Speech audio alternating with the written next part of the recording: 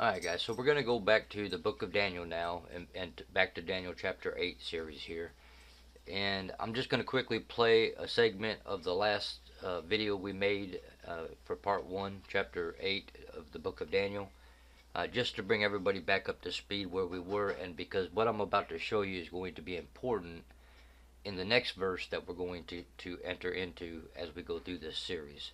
So just listen real quickly. I'll make this full screen. Listen real quickly, and then we'll pick it up from there.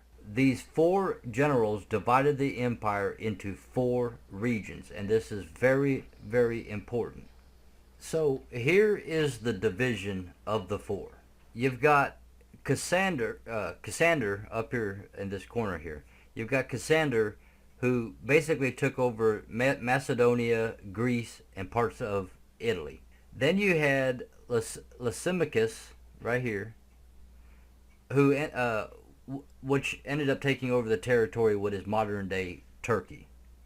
Then you had Seleucus, which is the area from Syria to India and includes Babylon itself, as well as Media, or the Mede area.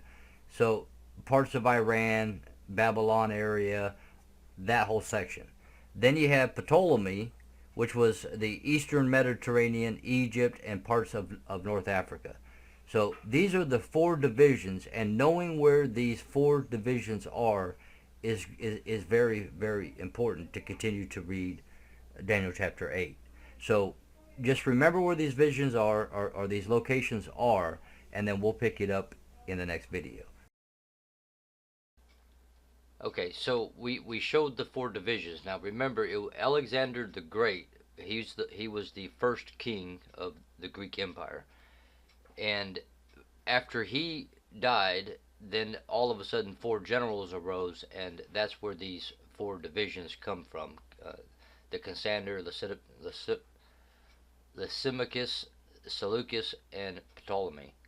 Okay, now these four divisions are very important to understand the rest of Daniel chapter 8. And this is where everyone begins to separate Daniel chapter 8.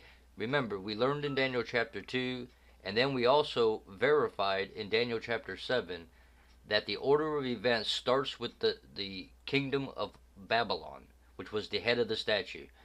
And it goes down consecutively with no breaks in time all the way until you get down to the very end, where quote unquote the kingdom of God is upon the earth. So there's no breaks in, no divisions of time. There's no break in time. There's no gaps in time in the entirety of the statue. It's one solid statue. One ends, the next one begins. You get all the way down to the feet and toes, and you go into the point where the Roman Empire begins to mix itself with these other kingdoms, and we have a metamorphosis that takes place from that point to the end when the kingdom of God is on the earth. So there's no division of time, and this is very important, because what people do with Daniel chapter 8, even though both Daniel chapter 2 and Daniel chapter 7 prove without a shadow of a doubt factually that there are no gaps of time, everyone goes to the book of Daniel chapter 8, and all of a sudden they create this massive gap of time of 2,000 years and say the Antichrist and the little horn is going to show up 2,000 years later in our time, with this massive gap in time. It breaks the book of Daniel chapter 2 and the book of Daniel chapter 7, and it makes them of none effect, because both of those prove that everything happens consecutively. One takes over after the last one until you get down to the feet and toes. Then you have a metamorphosis, which is revealed in the book of Revelation, where this kingdom continually morphs into different kingdoms until eventually the rock comes down and destroys the entire kingdoms of men, and then the kingdom of darkness is done away with, and the kingdom of God is then upon the earth. So again, you have Cassander, Lysimachus, Seleucus, and Ptolemy. These are the four. You also have Antagonist, but he turns out to be nothing, disintegrates, it's nothing. It's these four that are the important ones, and these are the four generals, or the four wings, or the four divisions that take place after the original king of Greece dies. Okay? So now let's go back to the book of Daniel chapter 8 and carry on. Okay, so here we are, the book of Daniel. We're going to the 8th chapter, because that's where we are, and we ended on the 8th verse, which is this verse here. And the 8th verse tells us that, therefore the he-goat, that's the Greek empire, waxed very great, and when he was strong, the great horn, that's the first king, as we've already explained in the prior video, was broken, and for it came up four notable ones toward the four winds of heaven. And we know that the Greek Empire then began to spread across the known world of the time. And that's with the four different generals that became the new four kings of the kingdom of Greece.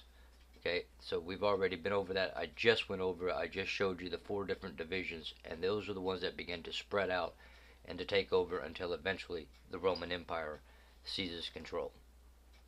So we go to verse 9, and what it tells us here is that, and out of one of them, that is the four divisions, came forth a, quote, little horn, which waxed exceeding great, toward the south, and toward the east, and toward the pleasant land being what? Israel.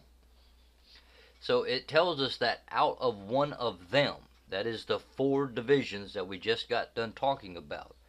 So it's pretty much point blank saying that out of one of these four divisions of Alexander's generals' empires come forth this little horn. Now, people want to take this and set it and push it way off some almost 3,000 years later into the future. Okay, that's impossible. Then you just broke Daniel chapter 2 and Daniel chapter 7. You just made it to none effect. You just threw it in the trash can, because both of them verify that everything happens consecutively with no gaps in time. So when someone comes out here and suddenly pushes this thing off 2,000 years into the future, they're in grave error, because now they have to explain Daniel chapter 2 and Daniel chapter 7 which both confirm there are no gaps in time. So from that point on, as soon as they begin to talk about this major gap in time, they have just become a liar and deceiver, because they are teaching to the public at large a lie and a deception, because there are no gaps in time. Now, they may not understand their own error, and they may not see their own error because of the programming that has been programmed into them from the day they were born, but they are nonetheless now a deceiver. They are now a false teacher, a false prophet, because they themselves didn't go and get the documented facts. Okay, we have biblical documented fact, we have historical documented fact, and we have geological documented facts. And all three of these things, and plus symbolism, a fourth thing, all four of these are in agreement, and there are no gaps in time. So anyone that wants to come along and argue with biblical fact, historical fact, geological fact, and symbolic fact makes themselves to be a fool.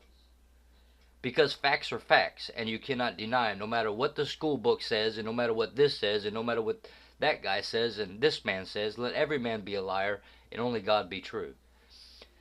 The fact of the matter is, there are no gaps in time. What came after the Greek Empire in the book of Daniel chapter 2 and in the book of Daniel chapter 7? The Roman Empire. And the Roman Empire comes up out of what? One of these four divisions. Let's go back and take a look at the divisions again. Here are the four divisions: Cassander, Lysimachus, and Seleucus, and Ptolemy. And out of Cassandra comes the Roman Empire.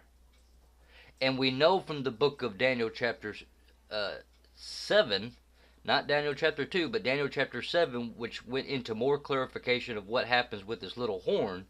Daniel chapter 7 shows us that this little horn arises out of what? The Roman Empire, which comes out of what? Cassander, which is one of the four divisions. And so you do not have a gap in time here in any way, form, or fashion. Let's return back to the scriptures.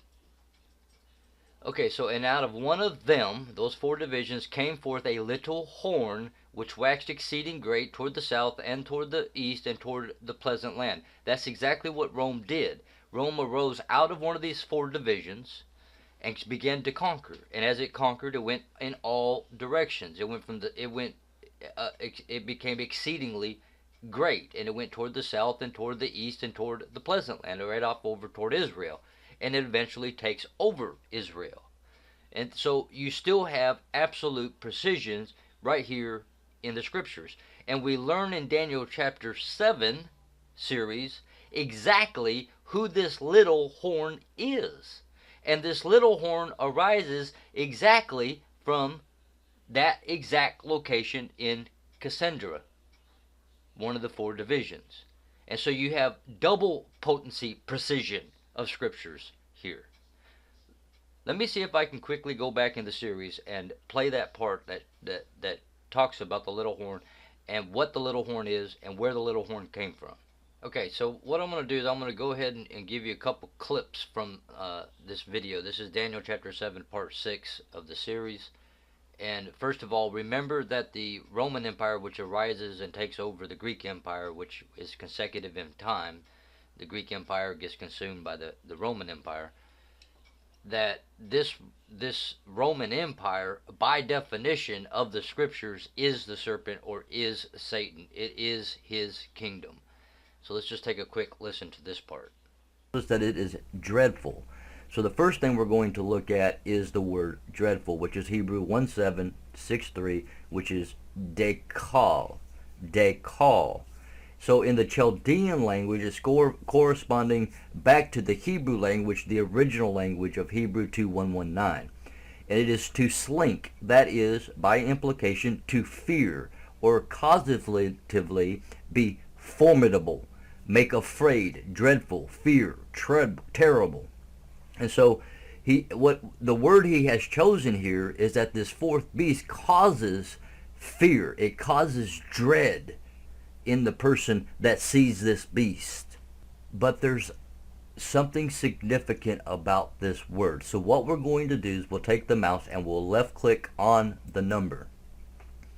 So Hebrew 1763, and that brings it up down here in the bottom. And we'll go ahead and bring this up. So here we are, Dekal, Chaldee, and we've already read all of this. So by implication, it causes to fear. Causatively, it is to be formidable, just like the statue of Nebuchadnezzar's dream was a formidable statue. And remember, we presented that as this huge, massive, giant statue compared to the man, where he had to bend his neck straight up and look straight up there and look way up there to see the top of a formidable beast.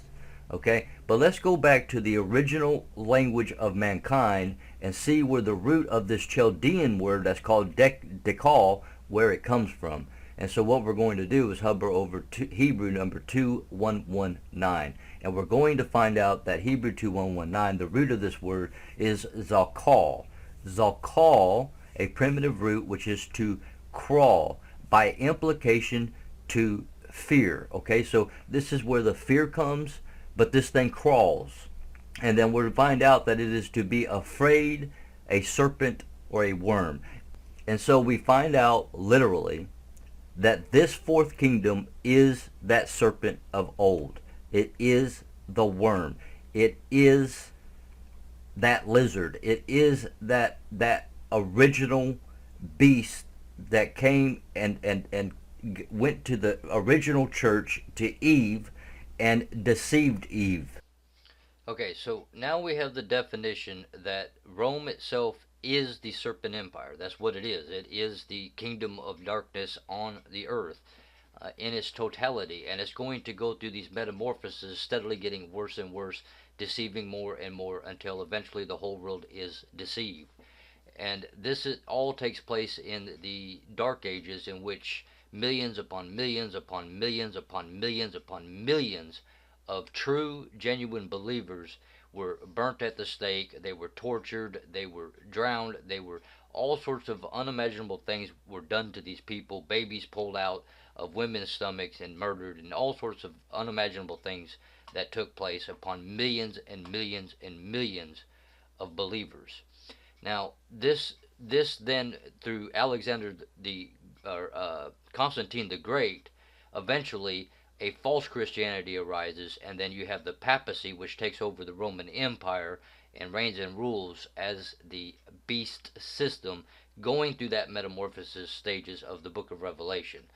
Okay, but what my point is that that is the actual physical kingdom of darkness on the earth, the Roman Empire. It is the serpent. Okay, now what we need to do is to get back our understanding, since it's been so long. And if you guys are watching this consecutively, a month down the road, you don't need this re-education. But we had a big gap of time between Daniel chapter 8 verse 1 and now this second video. This is why I'm bringing all this back up. But we need to know exactly what this little horn is. So let's take a listen right here. And it says here that I considered the horns, and behold, there came up among them another little horn, before whom there were three of the first horns plucked up by the roots. And behold, in this horn were eyes like the eyes of a man, and a mouth speaking great things. So you have Daniel here considering the 10 kingdoms that arose and broke up Western Rome. And while he's considering those 10 kingdoms, or those 10 horns, another little horn arises. Now let's take a look at this word little. First of all, we'll just hover over it and see what we get here. And it says, corresponding to Hebrew 2191, it means little. The word here is zayar, and we need to go back and look at the Hebrew. So I brought it up down here, and we'll just bring this up. And it says here it's corresponding to the original Hebrew language of Hebrew 2191. So we'll hover over that, and we see here that it says from an unused root akin by permutation to Hebrew 6819, meaning to dwindle, small, little. Okay, this still is not telling us what it is, so we're right clicking on that number. We're going to look that one up, and we come to Hebrew 2191, and it says from an unused root akin by permutation to this one, meaning to dwindle, small, little. So now we hover over this one and we get to the root of it all, and it says a primitive root to be small. That is figuratively ignoble. Be brought low, little one. Be small. So we find out that this word little means ignoble. And ignoble is what we need to go ahead and take a look at and find out what exactly is ignoble, because this little horn is very, very important to us. So we're over here on Merriam-Webster Dictionary, and we look up the word ignoble. It's an adjective, and it means characterized by baseness or loudness or meanness, of low birth or common origin. That is to be a plebeian. So let's click on that and let's take a look at what the plebeian is. So a plebeian is a noun, and it is a member of the Roman plebs, one of the common people.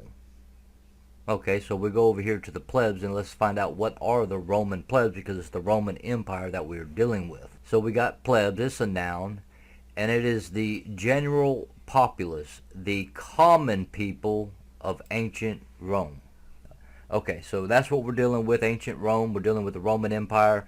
And so this ignoble little horn, this ignoble horn, is a common person of ancient Rome.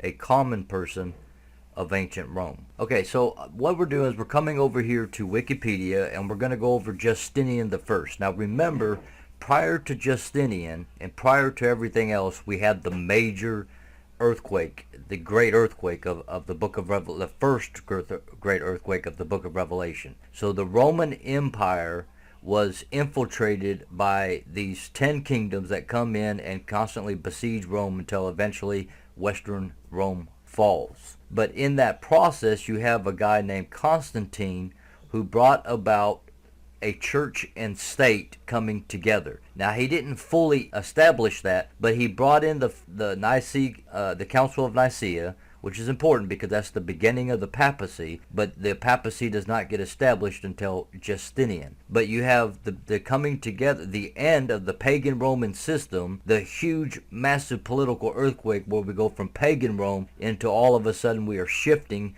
in the time of Constantine from a pagan Rome to a Christian Rome, a Christian Roman Empire.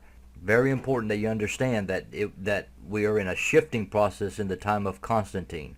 We are in the time of the earthquake. So we're going from pagan to we're going from the pagan Roman Empire, which is the empire of the times of when Christ was walking the earth and the apostles were on the earth and the first martyrs were on the earth.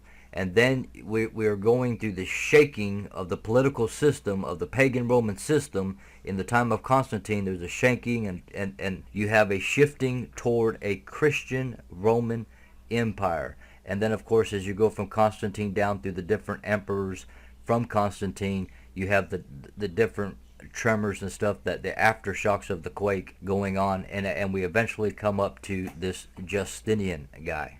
Now, his dates go from 482 to 565 AD. So this is just shortly after the 476 incident, where you have the 10 kingdoms arise and are starting to besiege Rome, but really the Western Empire. And then all of a sudden you got this Justinian guy coming into position. Now remember that at this point, basically your emperors are also becoming bishops of Rome, kind of say, but not fully yet, but you have them basically taking on different positions. So this is Justinian the First, also known as Justinian the Great, and also known as Saint Justinian the Great. So you have Justinian the Great, the political side, and then Saint Justinian the Great, the ecclesiastical or religious side of this Christian Roman Empire that had started to be established under Constantine during the Great Earthquake, when the political system had a dramatic shift. The stars from heaven fell, the heavens were rolled up like a scroll. The government was completely and utterly changed at that point in time. But it's important to understand that this is 482, that this is after the rise of the 10 kings. So let's go back to the book of Daniel real quickly and take a look at something. Okay, back over here on Daniel chapter 7, we want to just quickly go down to verse 24, where we have a little bit of explanation going on. So here's 24. And it tells us that, and the 10 horns out of this kingdom are 10 kings, or kingdoms. Remember, kings and kingdoms are synonymous in symbolism, in a symbolism prophecy. Not a literal prophecy. There's two different types of prophecies. There's literal, and then there's symbolic prophecy. This is a symbolic prophecy. And 10 kings that shall arise, and another shall rise after them. Okay, so you have another king, or kingdom, or little horn, or ennoble horn, that is rising up, but it's rising up after the 10 kings. So after Western Rome has fallen, so you had Constantine come into position, the great earthquake, the great shaking, the complete political change, the complete governmental change from paganism to Christian Roman Empire, and right after he comes into power, just shortly after he comes into power, all of a sudden you have these 10 kingdoms, these 10 kings, these kingdoms coming down and besieging the Western Roman Empire, and by 476 the entire Western Roman Empire has been pretty much taken over completely by these 10 kingdoms. Then after they exist over there in the Eastern Roman Empire, in the New Rome as it's called, over there with this capital Constantinople, you have Justinian coming into existence, and this is after the 10 kings or 10 kingdoms that came in and basically brought down the Western Roman Empire. So again, it's after the 476. It's after the 10 kingdoms. So now let's go down here, and let's also realize that because of this restoration activities, Justinian was trying to restore the Roman Empire back to its original glory, back to having the West and the East one huge, massive Roman Empire all over again, but this time would be the Christian Roman Empire that encompasses the entirety of the Mediterranean Sea.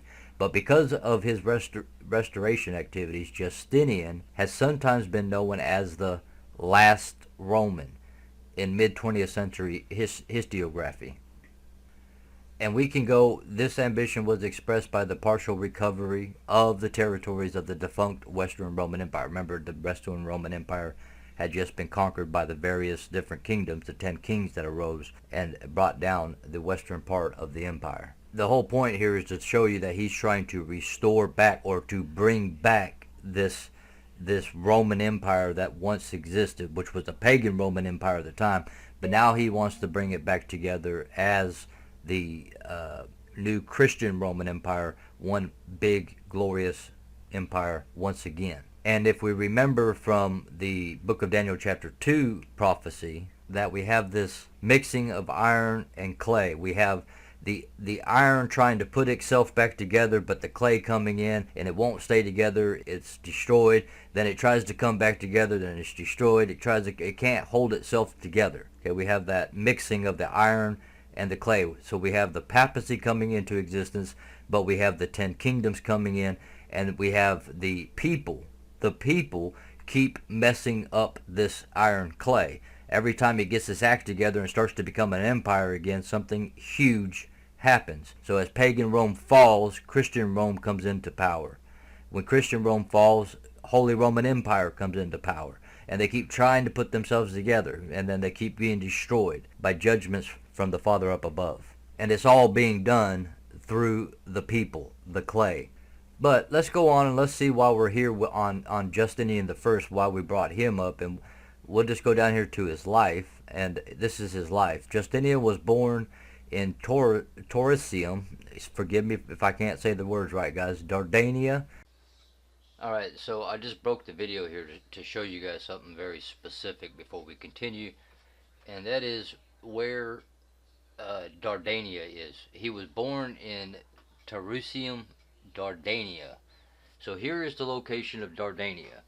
Now, this is exactly where Cassandra's division of the Greek Empire is. Exactly and precisely. Okay? This over here is Italy. This is Italy. This is the Cassandra area here. And this is exactly where this little horn, or Justinian, was born. This is where the ignoble horn arises up out of. This is where he comes forth from. So you have a double precision here. First of all, Rome comes forth from this area and goes out conquering, and eventually takes over Italy and all the other areas all over the place, right? Going in every direction, north, south, east, west, just conquering and conquering and conquering. And again, that is the Serpent Empire. Then you have the fact that the ignoble horn itself arises up out of the exact same location. So you have a double potency accuracy in scriptures here. It's historically proven. It's also geologically proven. It's also symbolically proven through the fact that it is Saint Justinian, and he is a religious side or ecclesiastical side, programming side, to bring church and state together. After the political earthquake, the massive earthquake of Revelation, the first earthquake, when you went from a multitude of gods in the Roman Empire to a singular God, into a Christian Roman Empire, you had Justinian arise, and he arises exactly out of the same exact spot, coming out of one of the 4 divisions. You can see that the 4 divisions, you can see the other place here where Dardania is, and you can see they are an exact match. Your Father's word is exacting. Just get the information. That's what's important. Around 482, so just shortly after the 10 kings have come in, the 10 kingdoms have brought down the Roman Empire, a native speaker of Latin. Okay, very important. This Latin. Very, very important. You'll find out in the book of Revelation. Possibly the last Roman emperor to be one. That is a native speaker of Latin.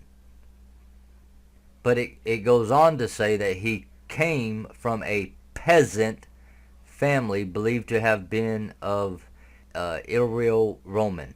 Okay, that doesn't matter, the Illyrio Roman and however I said it, but here's what matters. He came from a peasant family. When we look up the word peasant, it tells us that a peasant is a pre-industrial agricultural laborer or farmer with limited land ownership, especially one living in the Middle Ages under feudalism and paying rent, tax, fees, or services to a landlord. In Europe, and remember, Europe is where we're focused. This is where the 10 kings come from. Europe is the focus. He's told us twice now to focus in Europe. And he tells us 3 more times in the book of Revelation that we're focused in Europe. but it tells us that in Europe, three classes of peasants existed: slave, serf, and free tenant. So this is an ignoble individual, this Justinian is. Now let's continue to read what it says here. So, believed to have been of Iro-Roman or Thraco-Roman origins. The cognomen Lustinus, which he took later, is indicative adoption by his uncle Justin. So, this ignoble individual becomes adopted by Justin. Now, Justin is a very important player in the Roman Empire. During his reign, he founded Justinia Prima, not far from his birthplace. His mother was Vigilantia, the sister of Justin. Okay, sister of Justin. Justin, who was in the imperial guard, the excubators, before he became emperor. So Justin, who is his mother, his mother was the sister of Justin, who becomes the emperor, and Justin adopted Justinian as his own. So this Justinian goes from an ignoble individual to that of a adopted son of an emperor of Rome. So this ignoble horn begins to rise up by the adoption through an individual who later becomes an emperor of Rome. So he became emperor, adopted Justinian, that is, Justin adopted Justinian, brought him to Constantinople. So he brings him to the capital of the Eastern Roman Empire and ensured the boy's education. Now, as a result, Justinian was well educated in jurisprudence, theology, and Roman history. Now remember, we just went through the earthquake. We just had the demolishing of the Western Empire, part of the empire. We have a new Christian Roman Empire in development, is coming into fruition. Constantine the Great being the first emperor and bishop of Rome, basically together, basically bringing church and state together, but not fully established at that point, but bringing it together, and you got the tremors continuing to shake throughout the empire as all of this is coming into fruition. And you have Justinian being educated in jurisprudence, that is the law, as well as theology, that is religion, as well as the Roman history, which is political. So you have political law and religion all being educated into Justinian during a time in which the Roman Empire is becoming a Christian Roman Empire. Okay, so I'm going to cut the video here. You guys can go back and watch and establish your understanding of Justinian. But Justinian completely and utterly rewrites the law. He also brings in this false Christianity, and he establishes the papacy. That's exactly what happens. And so this little horn, this ignoble horn, arises up out of one of the four divisions. That is the four divisions that we already went over. Let's go back and take a look. Okay, he arises up out of Cassandra, which is the Eastern Roman Empire, after the Western Roman Empire had collapsed by the 10 kings that came in. So he is arising up exactly as Daniel chapter 8 explains. There is no gap in time. What Daniel chapter 8 is saying, let's go back and take a look. So, and out of one of them, the four divisions, came forth a little horn. Now, we know that this little horn arises up out of what? The Roman Empire. And the Roman Empire itself comes up out of one of these four divisions of the Greek Empire. And so you have a double potency accuracy in Scripture. That's how good our Father is.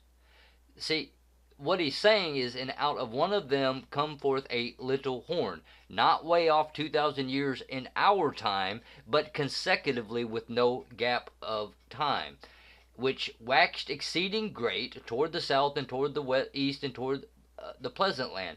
And that's exactly what Justinian does. And so, again, in the Eastern Roman Empire, the pleasant land, that is Israel, is taken over by the Roman Empire. And so there is no gap in time in any way, any form, or any fashion.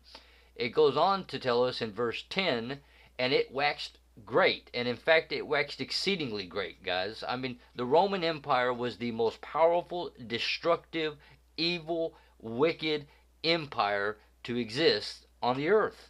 And it consumed all of the earth.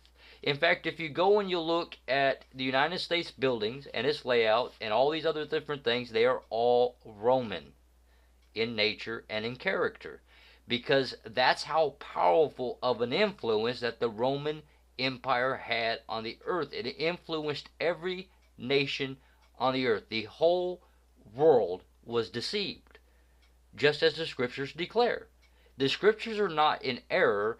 The programming, the teachings that were given to us are what are in error. When you go and you get the biblical facts, the historical facts, the geological facts, and the symbolic facts, all four of those are in absolute agreement, and they are documented facts. Anyone that wants to argue with facts makes themselves a fool, because they hold on to a belief which is based on no documented fact, just simply a teaching that was pushed upon them from childhood onward. And it waxed great, even to the host of heaven.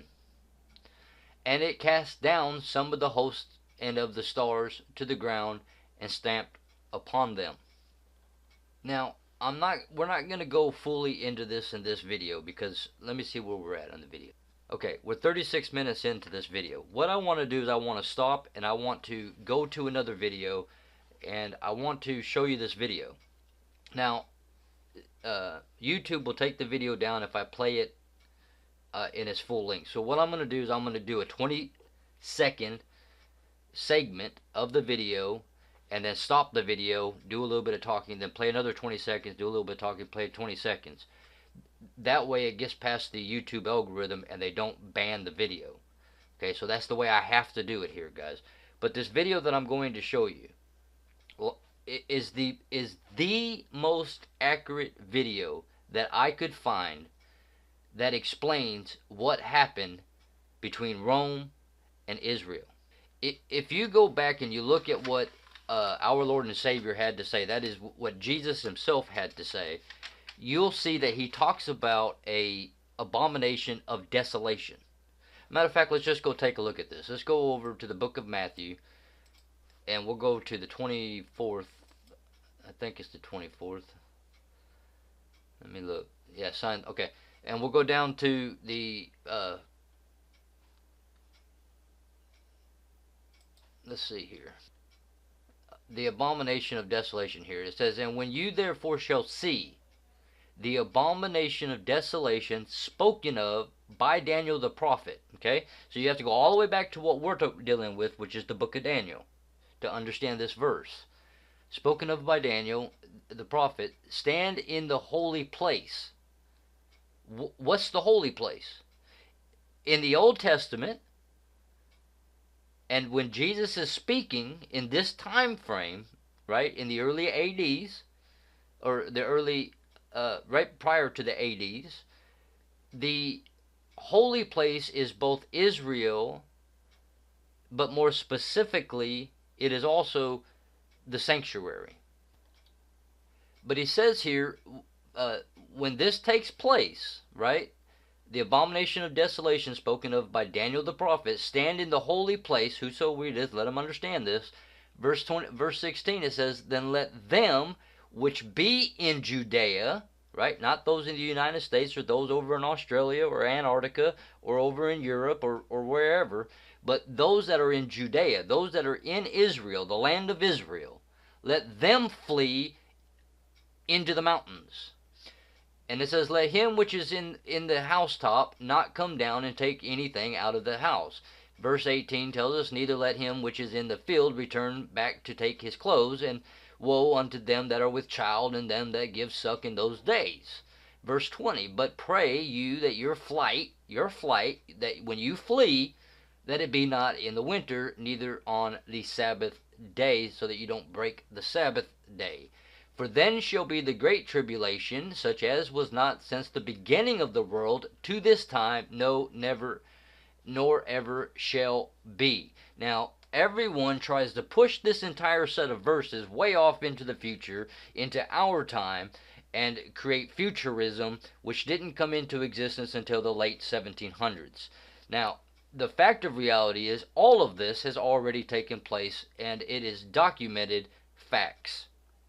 So if you want to continue in your beliefs that were taught to you, that's fine. You can do that. But if you want to go with documented facts, this video that I'm going to give 20-second segments of until we get through what we need to get through will show you that this abomination that sets up desolation took place just not too long after Jesus had died, buried, and ascended to the Father, and the apostles had perished, and the martyrs were being slaughtered. The witnesses, martyrs, the witnesses of Jesus were being slaughtered. So let's go over to this video, and we're going to do this in segments. I highly recommend that you watch the entirety of this video that I'm going to show you. I will have the link down below. I don't take any credit whatsoever. I give them full credit, and again, I highly suggest you watch the entirety of it if you want to understand the truth of what took place back in these days. Again, this is the most accurate video on the subject that I can find that lines up exactly with documented fact. So let's go take a look at this video.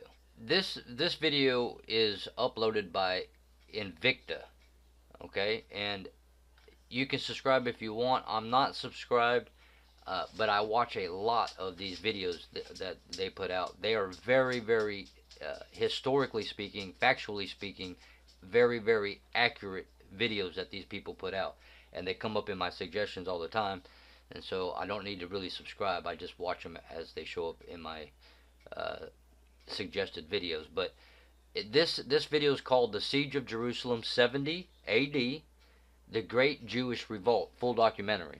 Now, we're not going to watch the whole thing. It's 44 minutes and 51 seconds, but I want to get to the point where they have broken through the walls. They've broken through the first section. They've gone up onto the hill, and they're getting ready to take the sanctuary. They're getting ready to take the church. And so that's where we're going to pick it up, because this is where it is revealed what happened when Rome finally took over the sanctuary of Israel. Okay, so this is the layout of Israel at the time, the sanctuary, the Israel pool, and the pool of Bethsaida, which we see in the scriptures, okay? And as we jump around in here and he starts to lay out everything for everybody, let me see where we're at here. We got all that. Back up a little bit. It gives you the where everything's at here.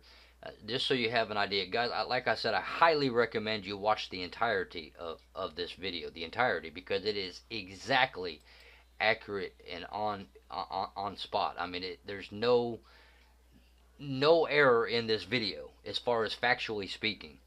And so this is where the Romans are coming in toward Jerusalem, and it goes through, it explains all this stuff, and them trying to siege against the wall.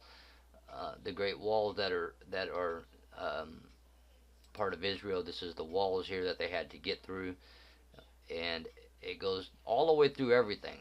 Okay, eventually they break through the barrier, the wall barrier of Israel. As you can see in this picture here, hold on, where did it go? I'm sorry. Here, as they do their war, they break through. Let's see here, and I am going to actually play the video, but in 20 seconds intervals. But you can see is after they broke through the outer wall, then they were inside of the territory of Israel. The Israelites had moved up to the second wall and were firing and doing the battle between these two walls.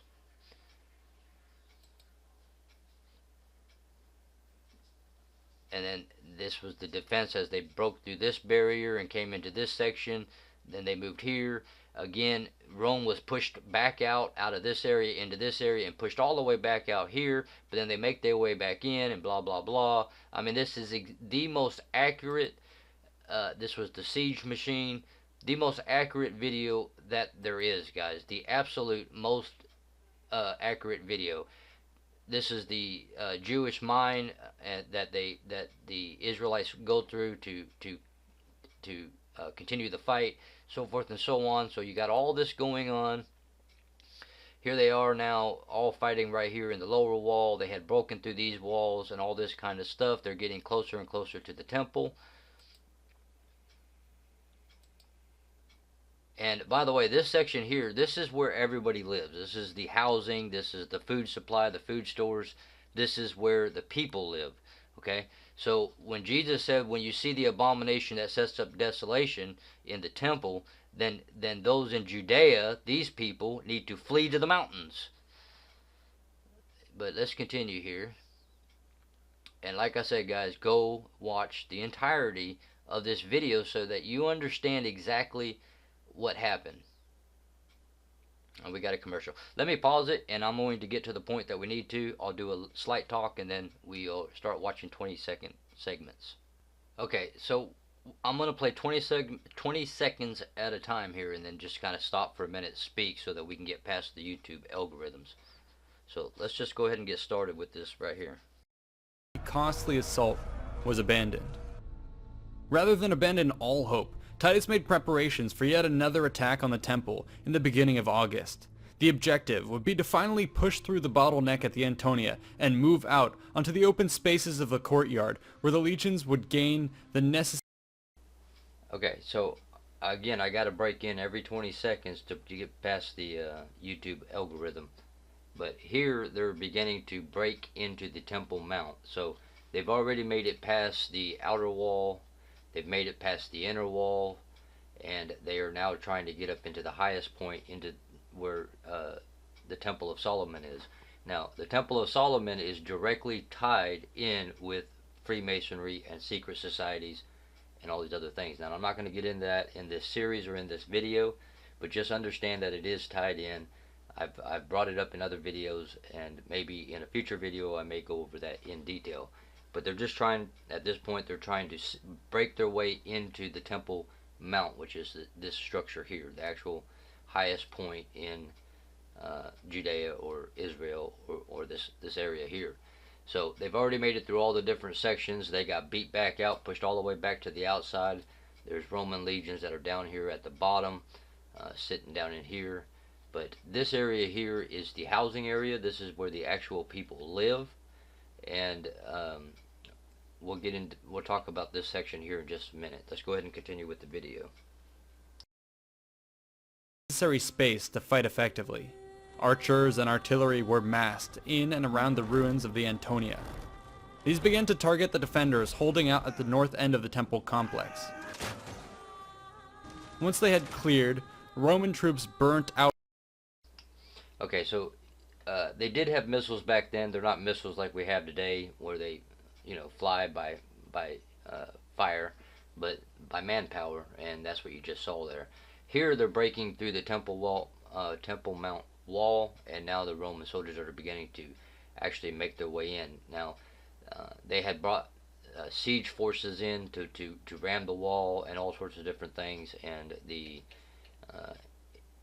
Jewish army began to try to distract the workers, but it didn't work out. Again, go watch this video, guys. It's the most accurate video I've ever seen. I don't know who made the video. I mean, we know who uploaded the video, but whoever made this video absolutely has done their research and understands the actual documented facts of what happened in 70 AD. Let's continue with the video. Out and tore down the entire northern colonnade. This would allow the attackers to deploy along the entire width of the plaza, while at the same time stripping away a crucial Jewish defensive position. While the northern battlements were now destroyed, sight lines were opened up onto the other flank. Okay, just breaking the algorithm here. We'll continue with the video here in just a second. But again, this is Solomon's temple, and this is the Temple Mount here, and the Roman soldiers are going to break in and actually seize control of the Temple Mount. Now remember this, guys. Israel, as far as the Jews are concerned, that's the tribe of Judah and the tribe of Benjamin. The Jews rejected their Messiah. They rejected their Messiah. And then, between them and the Roman army, they sacrificed or put to death the Christ. So they lost their protection from God that they once had. They rejected Christ. They rejected their Savior. And so God has rejected them. And so it was just a matter of time before eventually they would be destroyed, because they rejected their own Christ. Now, because of their rejection, everything was brought over to the Gentiles. That is, quote unquote, the nations. That's what Gentiles means, the nations. But let's go ahead and continue with the video. Flanking battlement positions. The defenders stationed here found themselves dangerously exposed and were forced to pull back. The Jewish line of defense was reformed and now cut across the center of the Temple Mount, with the temple itself serving as a central bastion. It is around this time that the gravest of ill omens took place. Okay, so now he's getting ready to talk about the sacrifice and them running out of lambs to sacrifice. And this is important, because this is where the cutoff takes place. This is where the Jews could no longer sacrifice to their God. And this is also the point in time. Well, we'll get to that in a minute. Let's continue with the video. Place. This spiritual crisis involved the daily sacrifice of lamb to Yahweh. Like clockwork, the priests had upheld the holy rite of Tamid amidst the bloodshed and starvation of the siege. But on the 5th of August, the last of the sacrificial lambs ran out. Now. Okay, so here at this point on the 5th of August, and that's exactly to a T the right date. That's why I'm saying whoever made this video absolutely knows the documented factual history. And I'm telling you guys, I personally would go watch this video. I've watched this video 5 times. I have, because it is that accurate, and they did an amazing job at making this video. Let's go ahead and continue. At the height of the siege, with the Romans advancing, the Jews lost their connection to God. The stage was now set for a fight over the very heart of Jerusalem, the Temple Mount. Okay, so if you look down in here, this is where you have, there's more Roman army sitting down in here. But I just wanted to bring that up while we're breaking the YouTube algorithm here. And this is basically the barrier that the Roman army put together, the Roman legions, what they put together. So let's go ahead and continue with the video. Understand that at this point, the Jews have completely and utterly lost connection with God, or Yahweh. Okay? Very important to understand. This was the cutoff for the Jews. This is the consequence of them rejecting their Christ. The Jews. Not the Hebrews, not the Israelites. The Jews, the tribe of Judah and the tribe of Benjamin. The left end of the ragged Jewish line was stationed at the western gate with access to the upper city. The right flank was anchored on the opposite side of the colonnade at Solomon's portico. The center of the line ran through the temple and its inner court. The Romans held the north, the Jews the south. Okay, so here you're looking at the temple. You got the Romans on the north side of the temple, the Jews on the south side of the temple. Okay, the Romans had broke through the barrier over here, and are now working their way into actual Solomon's temple. Let's continue. We broke the YouTube algorithm, so let's go ahead and continue. Both sides were prepared for a fateful duel within the enormous gladiatorial arena that was the Temple Mount complex. In the center of the battlefield was the linchpin of the Jewish defenses, the inner temple. Just like the Temple Mount, the temple was surrounded by a wall with wide fighting platforms atop a series of perimeter colonnades. So you got the outer court, you've got the holy place, and then you've got the Holy of Holies. Now remember that Satan, when you go back to the book of, man, what's the name of that book? Hold on one second, let me think for a minute. The book of Isaiah. He told us that, or maybe it was Ezekiel, but he told us that he's going to sit. He's going to be in the holy place, and he's going to sit on the sides of the north. Okay, this is going to become important. But let's go ahead and continue to watch the video. We already broke the algorithm. The eastern half of the compound was known as the Court of Women. This was then connected to the western half by another wall and the Corinthian Gate. On the other side lay the Court of the Israelites, and beyond that, the Court of the Priests. At the very end lay the Holy of Holies, a 45-meter tall, white marble edifice adorned with Okay, so here you're looking at the Holy of Holies. This is where the high priest only, no other individual, would go in here to do, to talk with God and to do the various things that the high priest had to do. Now today, that high priest is, of course, Yeshua or Messiah or the Christ or Jesus. So let's continue with the video. enormous golden gates and topped by golden points. This was said to be the very house of God, in which only the high priest entered on the Day of Atonement. In fact, the entire inner temple was normally off limits to all but a select few. Extraordinary circumstances, however, call for extraordinary measures, and the holy spaces today were packed. Okay, so at this point, remember they had already been cut off from the sacrifice because they had used their last sacrifice. Now they're taking the temple and they're turning it into a fortification. So they're going, all the Israeli army, the Jewish army, I should say, is now going into the temple. Okay. Now remember what Jesus said. Jesus said, "When you see the abomination that sets up desolation standing in the holy place, not the most holy place, in the holy place, then those in Judea need to flee to the mountains." Let's stop for a second and let's go take a look at a parallel verse to that. Let's go take a look at Luke 21 real quick. Okay, so we'll go over here to Luke 21 and let's go down to verse 20. And it says here, "And when you shall see Jerusalem compassed with armies, then know that the desolation thereof is nigh." Now when you go into the book of Revelation, it talks about the various armies. Okay, it says when you see Jerusalem. Now when we go over to Matthew 24, it says when you see the abomination that sets up desolation standing in the holy place. So you're going to have the armies, which is all the different legions of the Roman Empire seizing upon Jerusalem. And he says that when you see, now that's the first stage here in book of Luke. Then in Matthew explains that when you see the abomination that sets up desolation standing in the holy place, then those in Judea need to flee to the mountains. So let's continue with the video. I just wanted to bring the parallelism in for you guys right here, because you have Luke 21, Matthew 24, and Mark 13, as well as 2 Thessalonians chapter 2. All of those are prophetic sections. Even though they're in the gospel, in Matthew, Mark, and Luke, even though they're in the gospel, they're still prophetic chapters. So Luke 21, Matthew 24, and Mark 13 are all prophetic chapters inside of the gospels. And then you also have 2 Thessalonians chapter 2. All of these parallel Matthew 24 that we went over.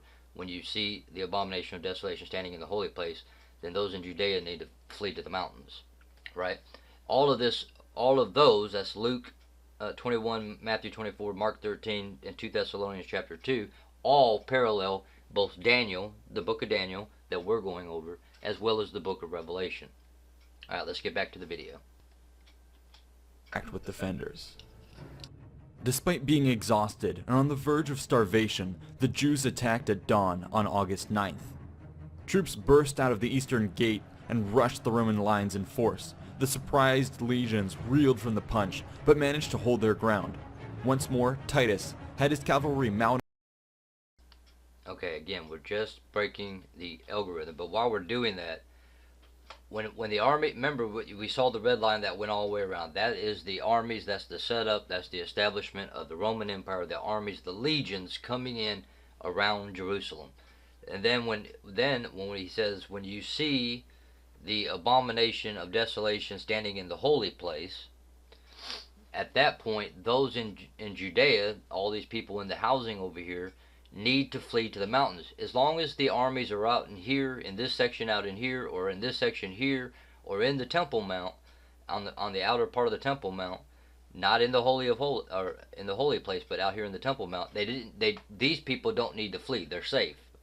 You see, so he is specifically talking about 70 years after the death of Christ, in 70 A.D., when the abomination, when it comes, because you rejected the Christ. When it comes and you see that abomination of desolation, first of all, when you see the army surrounding Jerusalem, get prepared. When you see that the abomination that sets up desolation standing in the holy place, at that point, everyone in Judea, everybody in the housing, everyone living in the area needs to flee to the mountains, or you will be slaughtered. Okay? You don't have my protection no more. That's what he's saying here. You rejected me. It's gone to the Gentiles now. To the Gentiles. Now, you don't have my protection. So when these armies show up and they make it to the holy place, you need to flee so you can survive. If you don't flee, you're dying. It's that simple. That's what he's saying in Matthew, Mark, and Luke, as well as 2 Thessalonians chapter 2. But let's continue with the video here. Up and charge across the open ground. The small group of horses crashed into the Jewish mob, sending shockwaves through the mass of men. However, the attack failed to dissuade the rebels, and the third battle of the temple began. This engagement was characterized by a confused series of attacks and counterattacks. Okay, I'm just breaking the algorithm here, and then we'll continue the video. I'm not going to say too much. I just need to get a little bit of time in so that the YouTube don't pick up the they don't see it as a continual video. If it sees this as a continual YouTube video, that recording the whole video or something like that, it will absolutely delete the video. That's how YouTube works. So we're trying to get around that algorithm. Let's continue. Along the eastern end of the sanctuary, Jewish defenders offered supporting fire from atop the nearby temple rooftops, while their Roman counterparts did the same from their own rear lines.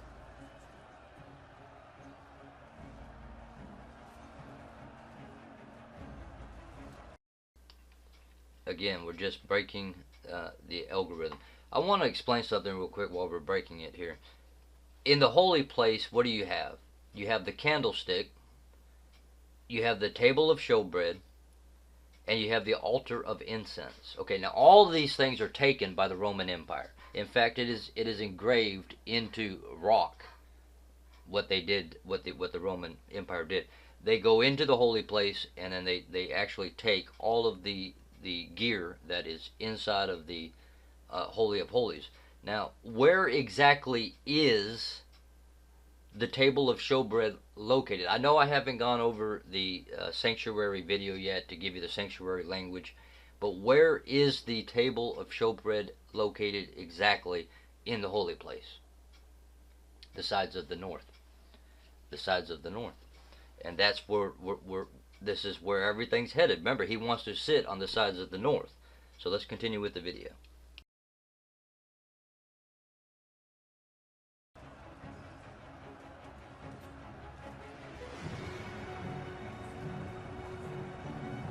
The fighting raged on for several hours before subsiding into an uneasy stalemate. The following day, August 10th, the Jews again launched an attack on the Romans holding the... Okay, so they held their ground, and now they're heading back and trying to push back the Roman legions at this point. They have not taken the Temple Mount completely. They've actually taken the Temple Mount itself, right? But they haven't taken Solomon's temple, the actual temple at this point. Let's continue. The outer court, initiating the fourth battle of the temple. The engagement was similarly hard fought, but the crush of a Roman counterattack managed to drive the defenders right up to the temple walls itself. Here, Jews atop the walls dislodged stones and threw down an assortment of projectiles onto the Romans. However, in the close press... Okay, well, I'm just breaking the algorithm here. I'm not going to say too much. I don't want to cover anything at this point, but we have to break the algorithm, so just bear with me. I apologize, guys, that it has to be this way, but it has to be. Below, a pair of legionaries were seized by impulse. One grabbed a piece of flaming debris, while the other hoisted him up against the north side of the temple. From this elevation, he lobbed the burning timber through a low golden door into the sanctuary chambers. This right here was the turning point where the Roman Empire basically seizes control. But let's continue to watch. In the summer heat, the highly flammable timbers and textiles took light. Thick, black smoke billowed into the air as fire spread rapidly to the stunned amazement of both sides. The fire rapidly spiraled out of control, threatening to consume the countless sacred texts and treasures within the temple. Okay, so, if you go back in history, they burn all the books, they do all these different things. But the temple's on fire. Neither one of them expected this. Neither the Roman legions or the Roman Empire nor the Jews. Neither one of them were expecting this thick black smoke or any of this. This just happened to work out for the Romans. None of them were expecting this. Let's continue. The Jews were left paralyzed between choosing to fight the flames or the Romans. The legions seized on the initiative and plunged forward without orders. They battered down the eastern gates and penetrated the inner court of the temple. In this moment, at the climax of a grueling 3-month siege. Okay, so they have actually at this point, they've made it into the outer courts of the temple. They're in this section here. They're making their way toward the holy place. And they now have basically seized control. But let's continue with the video. The attackers gave way to their bestial nature.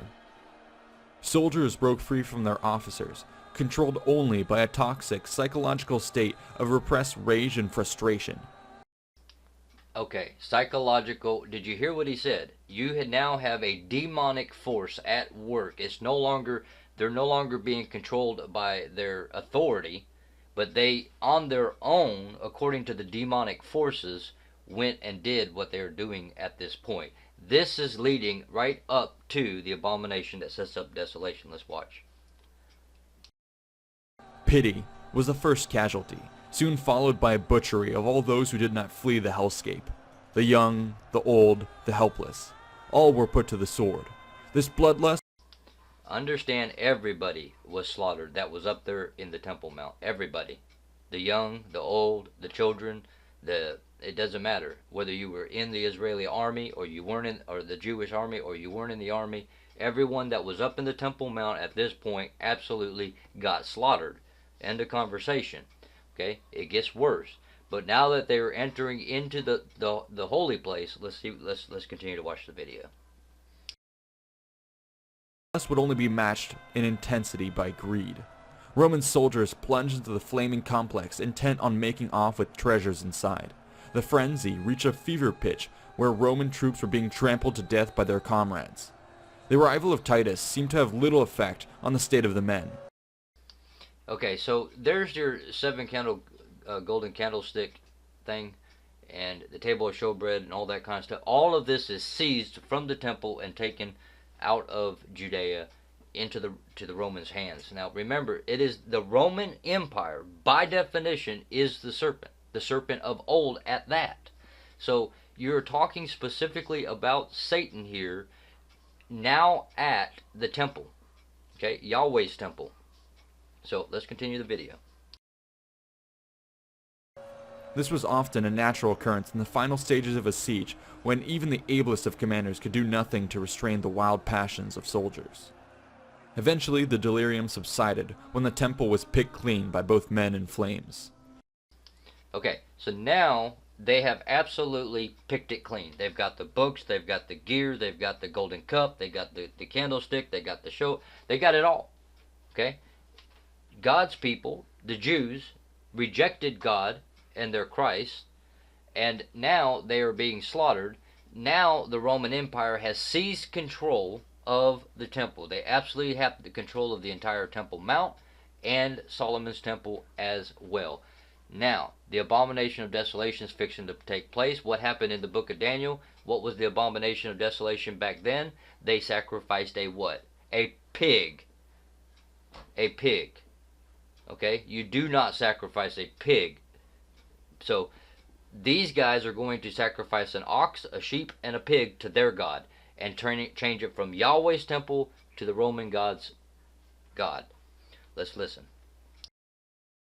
Chants of Imperator, Imperator, Imperator greeted Titus as he ordered the sacrifice of an ox, a sheep, and a pig at the eastern gate of the temple.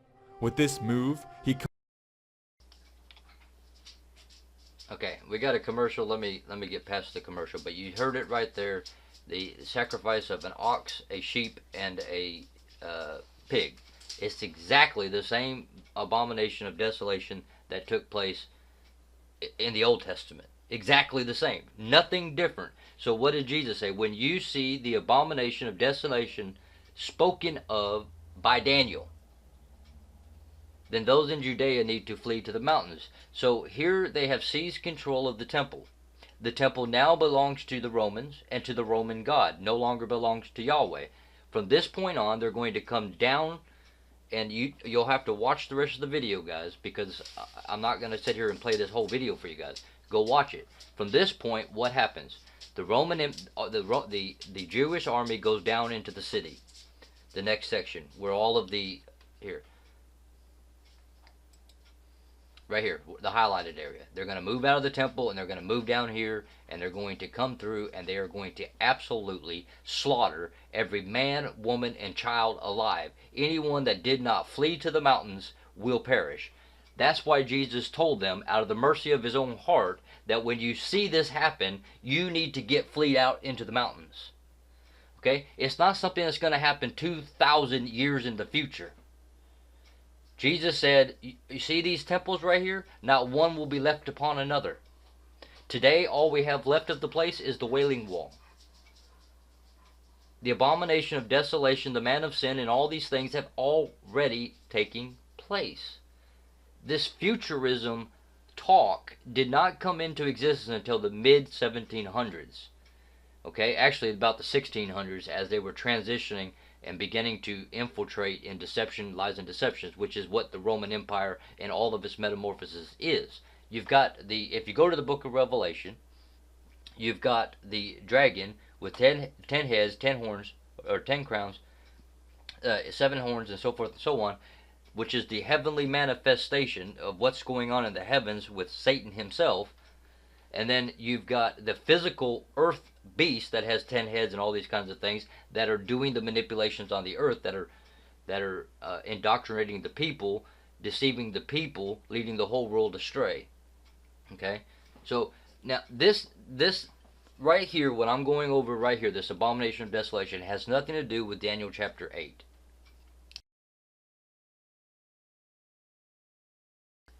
The reason I'm bringing it up is because right now I don't have the time to sit here and make video after video after video every single week, get a video out to you guys.